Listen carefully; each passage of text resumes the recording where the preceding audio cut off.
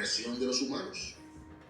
En Génesis capítulo 1, versos 26 y 27, dice: entonces dijo Dios, hagamos al hombre a nuestra imagen, conforme a nuestra semejanza.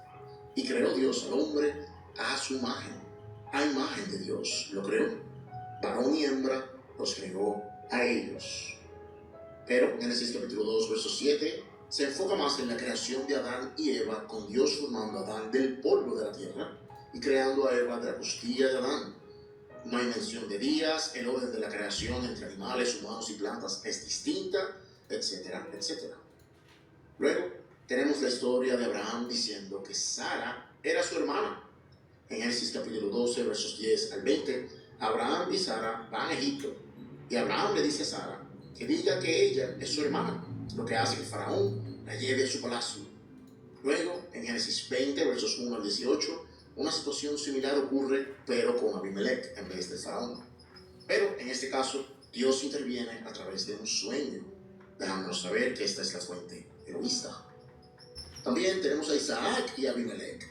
Aquí claramente podemos ver la diferencia entre la fuente yavista y la eloísta por sus características en el estilo de escribir.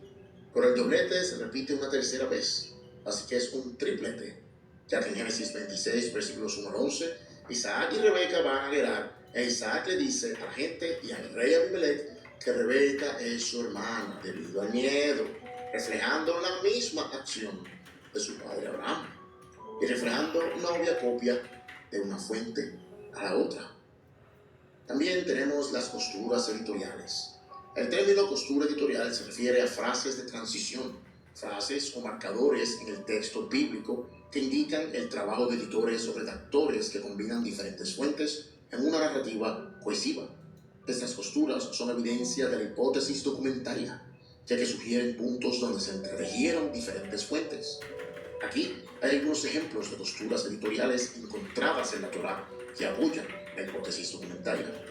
En Génesis capítulo 2, verso 4, la transición del relato de la creación de Génesis 1 a la historia del jardín del Edén en Génesis 2 está marcada por la frase: estas son las generaciones de. En el hebreo, a esto se le llama el Toledot. Esta frase aparece a lo largo de Génesis y a menudo se considera un marcador editorial que denota un cambio en la fuente. Estas son las generaciones de los cielos y la tierra. Estas son las generaciones de Adán y Eva, de Caín, etcétera, etcétera. Esto marca el final de una fuente y el principio de otra. En Génesis capítulo 15, verso 1, la introducción del pacto con Abraham comienza con: después de estas cosas vino la palabra de Jehová a Abraham en una visión.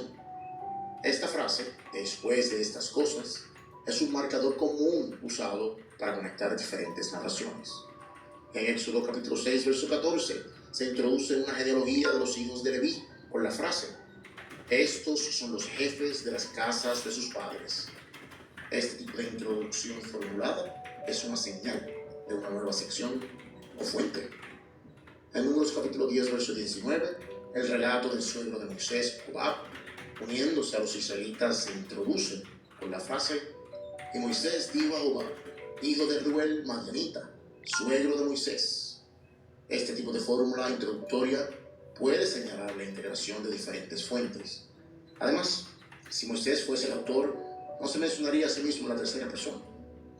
En Deuteronomio capítulo 1, verso 1, la transición de la narración anterior en el libro de Números al discurso de Moisés dirigido a los israelitas está marcada por la frase: estas son las palabras que habló Moisés a todo Israel. La frase estas son las palabras sirve como marcador editorial común en Deuteronomio.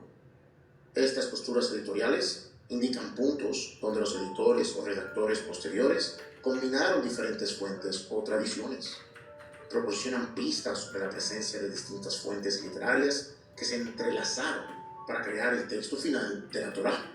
El reconocimiento de estas posturas ha sido un factor significativo en el desarrollo de la hipótesis documentaria y su impacto en la erudición bíblica. Ahora, pasemos al contexto histórico y arqueológico, ya que este juega un papel importantísimo en la comprensión de la hipótesis documentaria y la composición de la Torá. Número 1. El desarrollo de la antigua religión israelita. Los descubrimientos arqueológicos arrojan luz sobre el desarrollo histórico de las prácticas religiosas entre los antiguos israelitas. Los diferentes periodos de la historia de Israel vieron cambios en las prácticas de adoración, los símbolos religiosos y la centralización de la adoración. Estos cambios se alinean con las transiciones propuestas por la hipótesis documentaria y las actividades de diferentes fuentes. Número 2. La centralización de la adoración. La hipótesis documentaria sugiere que diferentes fuentes pueden haber sido compuestas durante tiempos cuando las prácticas de adoración estaban centralizadas en diferentes lugares. Los hallazgos arqueológicos indican que los centros de adoración cambiaron con el tiempo de lugares como Shiloh a Jerusalén. Las diferencias en el enfoque religioso y los detalles entre las fuentes podrían reflejar estos cambios. Número 3. El contexto cultural e histórico. La hipótesis documentaria propone diferentes fuentes que pueden tener su origen en distintos contextos históricos y culturales. La evidencia arqueológica nos ayuda a comprender las sociedades, costumbres y creencias de estos periodos, lo que puede ayudar a explicar las variaciones de los textos bíblicos atribuidos a diferentes fuentes. Número 4.